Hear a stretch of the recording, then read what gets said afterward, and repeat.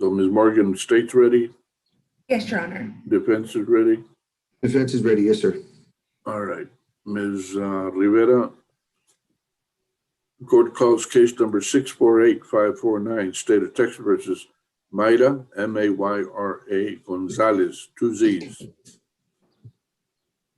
Defense counsel is Carlos D. Gonzalez. Ms. Gonzalez, are you prepared to enter a plea in this matter? Yes, Your Honor. Would you please raise your right hand? You solemnly swear that in this proceeding, the information and responses you submit will be the truth, the whole truth, and nothing but the truth. Yes. Thank you, ma'am. You may put your hand down.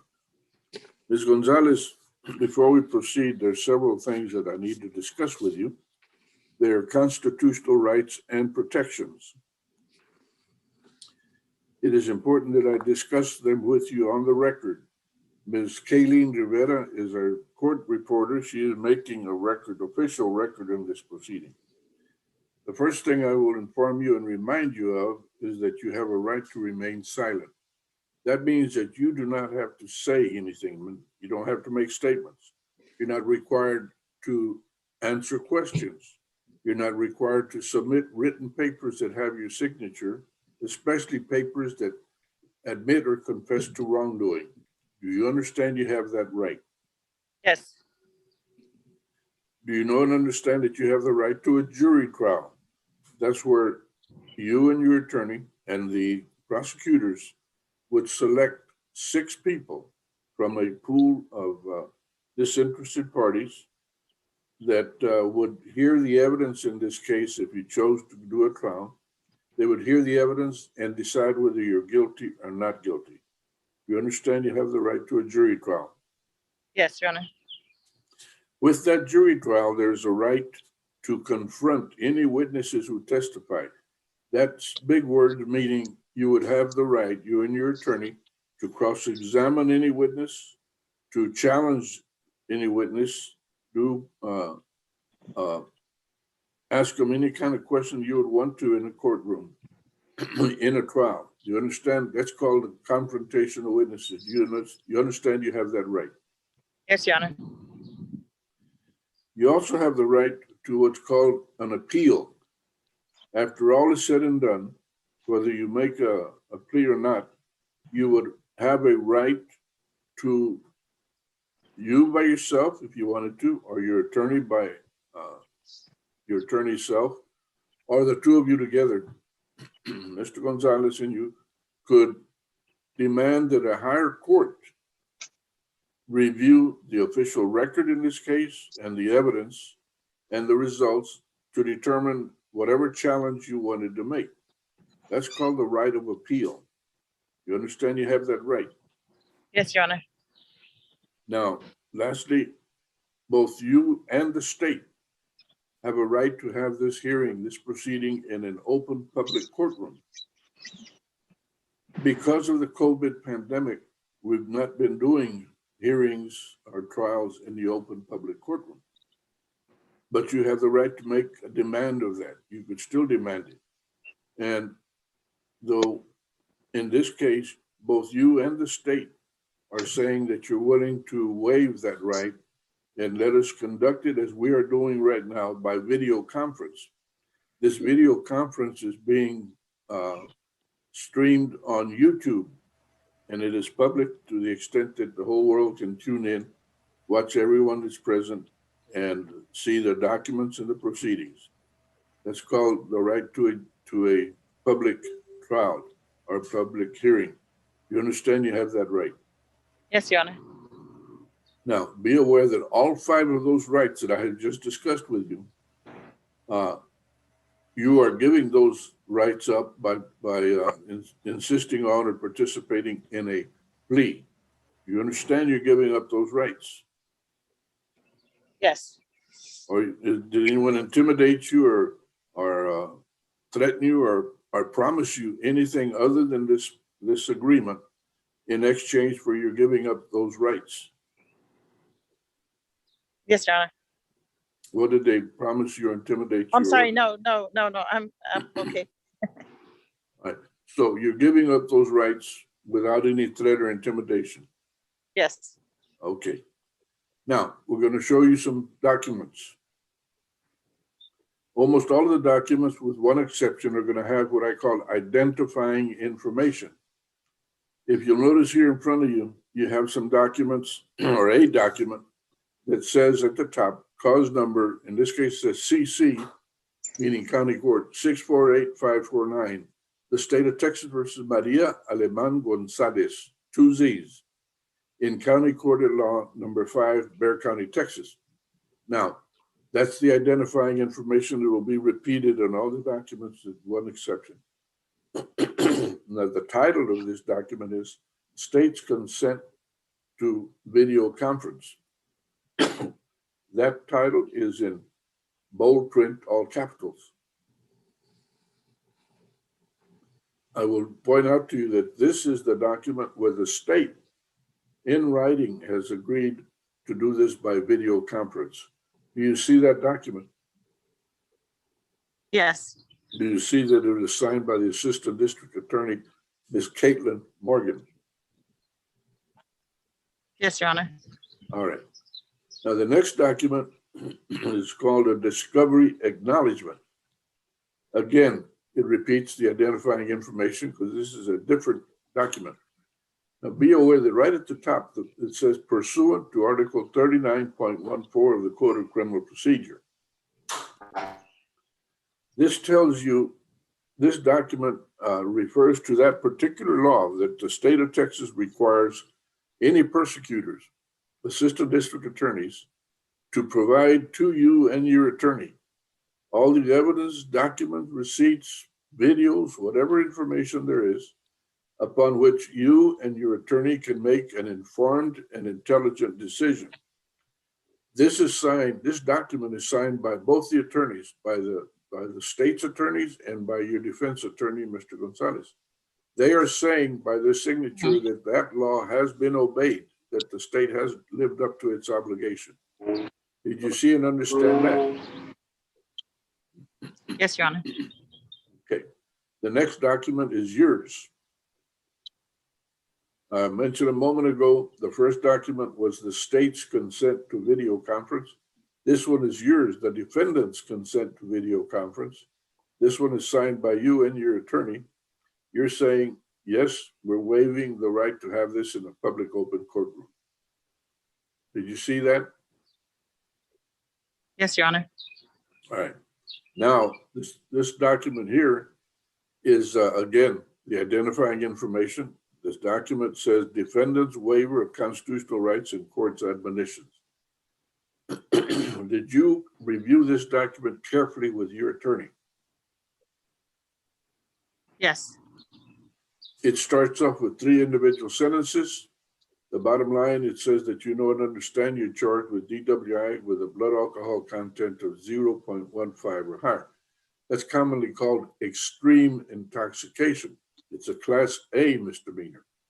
But apparently your attorney and the state have agreed that you will plead nolo contendere, it's no contest, to a DWI first, which means he's got it reduced from the Class A to the Class B misdemeanor. You understand that? Yes, Your Honor. All right, now the rest of this document is substantially divided into 15 separate sections or divisions. Some of them are just one paragraph, but they're individually numbered. The number 1 on there is in reference to the range of punishment. That is how you can be punished for this matter of DWI first. And if you'll notice, it's got a stack of little boxes stacked up vertically. The very first one is DWI first, which is what you're charged with now. And it is the fine from $0 to $2,000, in jail from 72 hours to 180 days. Did you see and understand that? Yes, Your Honor. Number 2, I want you to read that to me. I can't really see it. Let me see. Okay. I understand and I have a right to a jury trial, a right to cross-examination of witness, and a right to remain silent. I fully and voluntarily give up those rights. All right. Did you see and understand that, what you just read? Yes, Your Honor. And is that what you're doing? Yes, Your Honor.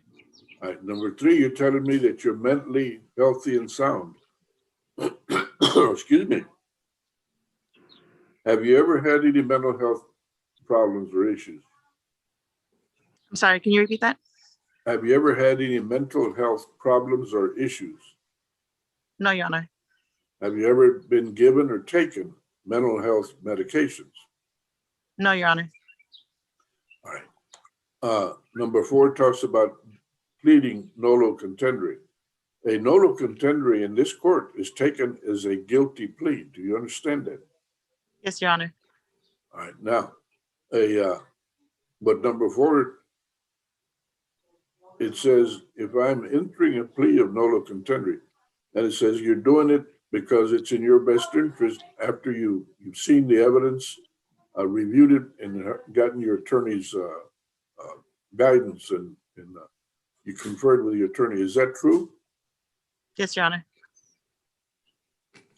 Have you ever in any way been involved with Chapter 62, or what's called the Sex Offender Registration Program? No, Your Honor. All right. I need you to be aware of number 6, just quickly. You are making a deal with the prosecutors. However, you need to understand that as the judge, I have the authority and the responsibility. I have to decide whether we're going to accept your deal or not. I must do that. Okay. If I decide, no, I'm not going to take this deal, I don't want it, there's something wrong with it, whatever. If I reject your deal, or if I give you a punishment within the proper range, but that is heavier than what you agreed to, in either of those two cases, the law would allow you to start all over, and nothing you've said or signed up till now would be used if you started over. Is that clear?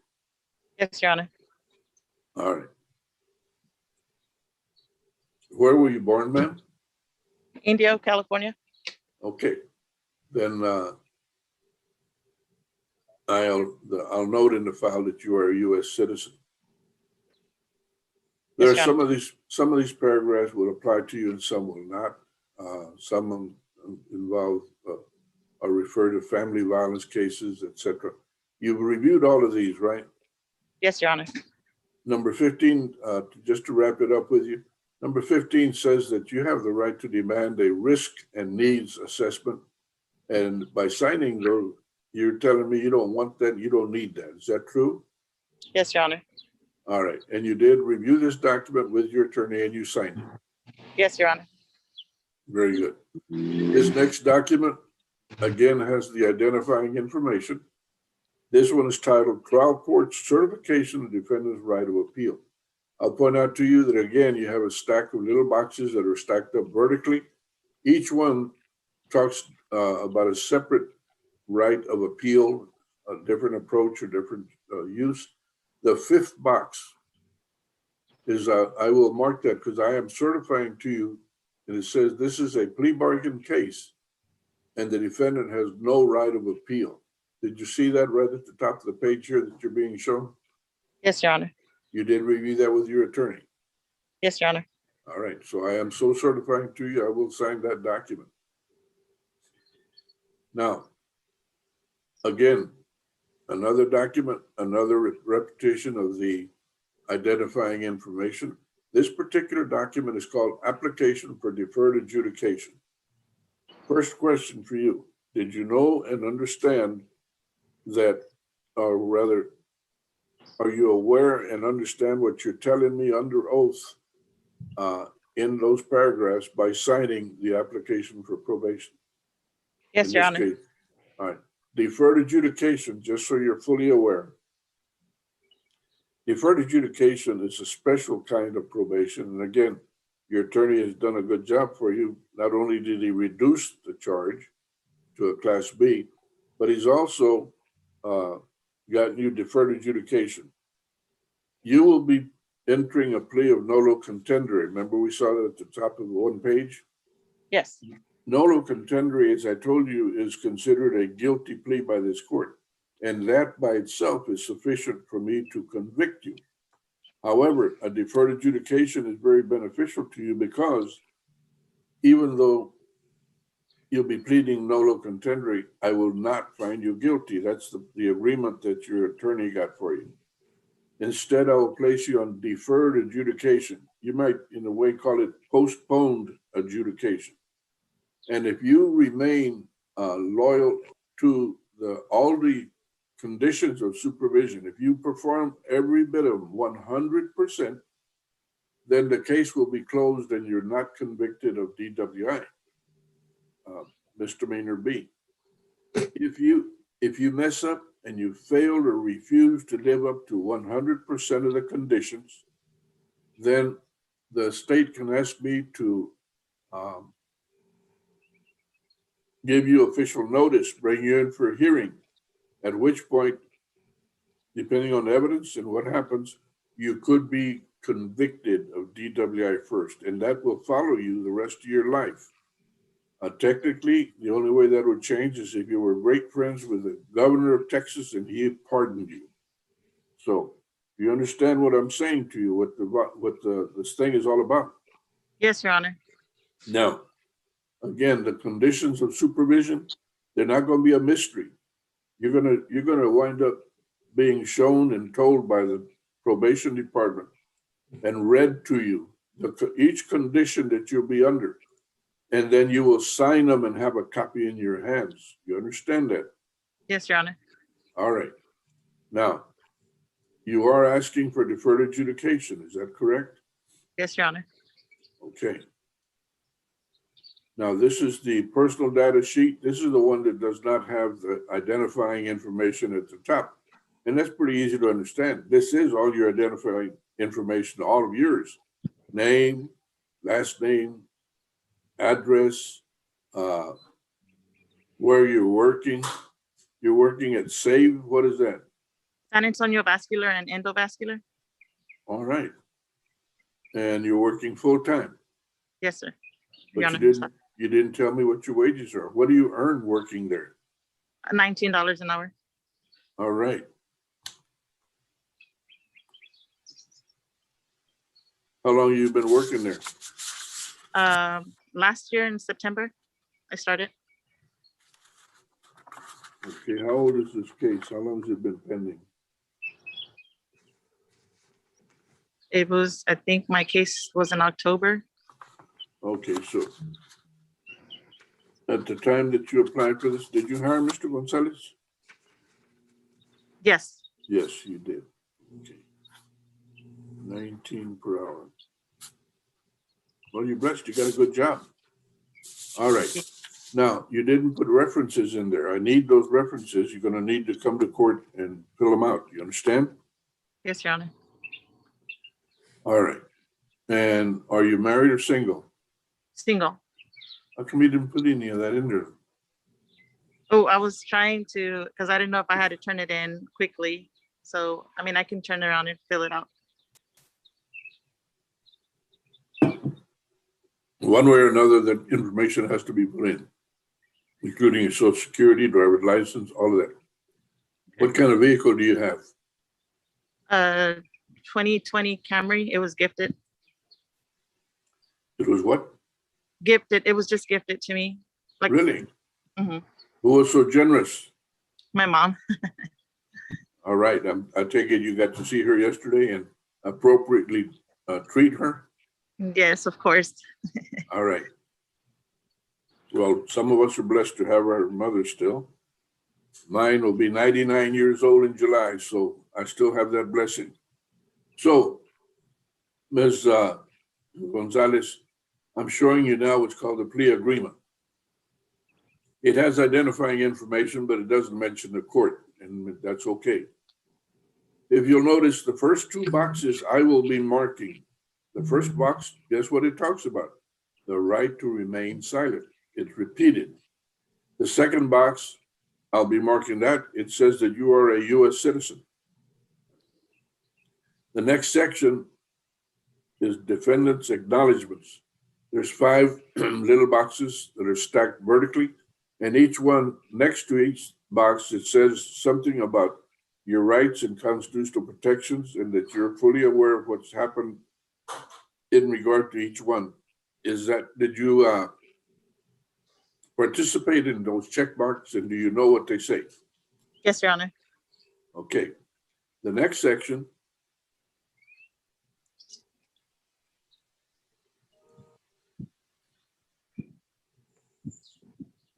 we're past that one, Patty. All right. Now, this one, you were originally charged with DWI with a blood alcohol content of 0.15 or higher, which again, as I said earlier, it was an extreme intoxication. However, Ms. Morgan has a motion officially. Ms. Morgan. Yes, Your Honor, the state moves to waive the enhancement extreme intoxication and proceed on a DWI first. Is there any objection from the defense? No objections whatsoever. All right, then the court will mark that last box. Motion is granted. Officially then, Ms. Gonzalez, what is your plea to the charge of DWI first? Also, perhaps more technically, DWI misdemeanor B.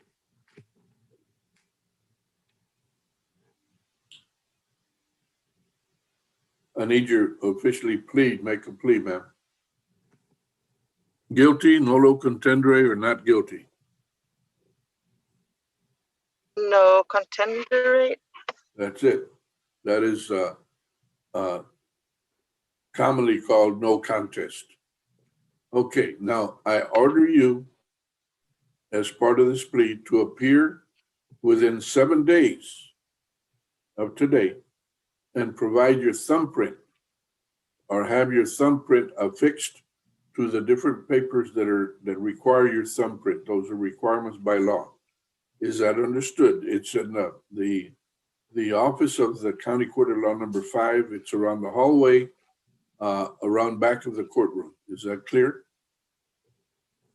Yes, Your Honor. All right.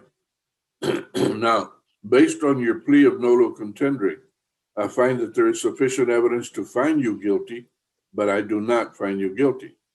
Instead, I am granting you, in accordance with the agreement that you've made, I'm granting you deferred adjudication for a term of 1 year. Okay?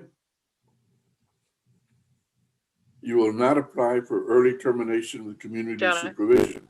Hello? Hello? Who said, Your Honor? Yes, Your All Honor. right.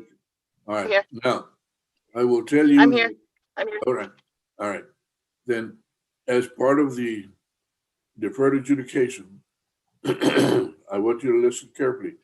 The state and your attorney said you were being fined $500. And they had agreed to knock off the $250 if you lived up to 100% of the conditions of supervision. I'm going to change that, but I want you to listen to what the deal was. You will perform 48 hours of community service restitution. In addition, you'll have to enroll in good faith and complete a DWI education program, the DWI Victim Impact Panel. You will submit or participate with the TAP evaluation and do or follow the recommendations. For a period of 6 months, you'll have the ignition interlock monitoring device attached to your vehicle. During the entire 1 year deferred adjudication, you will not have any alcohol whatsoever. Is that understood? Yes, Your Honor. All right. The supervisory fee will be $56 a month.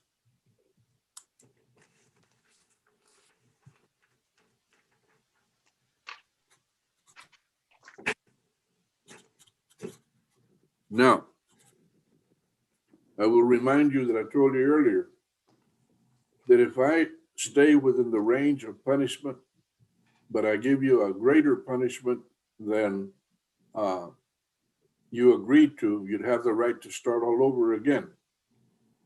The fine that you and the state agreed to, in effect, was $250. It was a $500 and $250 were being forgiven.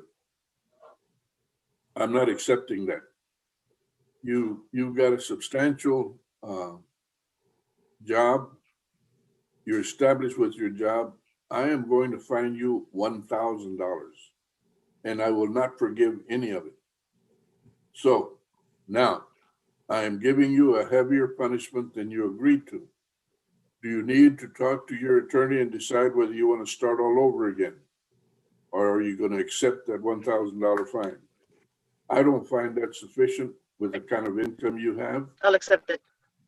All right, you will accept that $1,000 fine. And we're not forgiving any of it. Please remember, ma'am, that the worst thing that can happen to you is that you drink and drive, have an accident and kill somebody. A member of your family or a stranger, either one. I hope that you give a lot of thought to that, because that's the last thing you ever want to do. And it can happen, and you see it and read it on TV and the newspapers all the time. Please don't get yourself in that situation. Are you hearing me? Ms. Gonzalez? Yes, Your Honor. All right. Any questions that you might have, Ms. Gonzalez? No, Your Honor. Any questions, Mr. Gonzalez, the attorney? There was one thing I wanted to point out I heard earlier. I believe there was 48 hours of community service, but on my notes, I had that the agreement was set for 24. Ms. Morgan, can you confirm that, please? Let me check.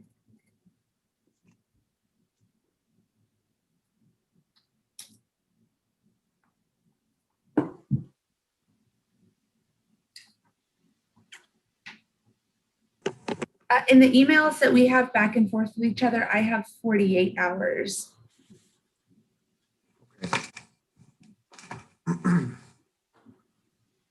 Okay, if you got 48, then you got.